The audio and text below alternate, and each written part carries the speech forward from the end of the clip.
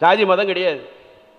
இந்த நாட்டில் எவ்வளவு ஜாதி, எத்தனை ஜாதி நம்ம பார்க்குறோம், உலகத்தில் பார்க்குறோம், இந்த நாட்டில் பார்க்குறோம், அதிகமான ஜாதிகள். ஒரு கதையை சொல்லுவார்கள். புறா தன்னுடைய குஞ்சுகளோடு ஒரு கோவிலிலே கோபுரத்திலே இருந்தது. கோயிலுடைய கும்பாபிஷேகம் தேதி நிர்மாணிக்கப்பட்டது. வர்ணத்தை எல்லாம் கோபுரத்திலே பூசுவதற்கு வந்தார்கள். கோயிலிலே குஞ்சுகளோடு இருக்கக்கூடிய அந்த புறா எதிரிலே இருக்கக்கூடிய மசூதிக்கு சென்று விட்டது. மசூதியிலே இருந்தது அந்த புறா குஞ்சுகளோடு. ரம்ஜான் மாசம் வந்துச்சு, மசூதிக்கு பெயிண்ட் அடிக்கிறான்.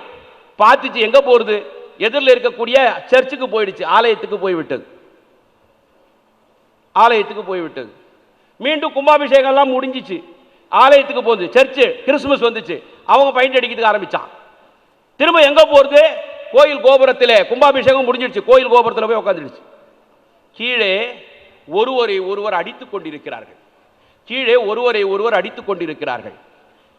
தாய் புறாவிடத்திலே குஞ்சு புறா கேட்டது, ஏன் இவங்க கீழே இருக்கிறாங்களே இப்படி அடித்துக் கொண்டு இருக்கிறார்கள் என்று கேட்ட பொழுது தாய் புறா சொன்னது, அவர்களுக்கு மதம் பிடித்திருக்கிறது.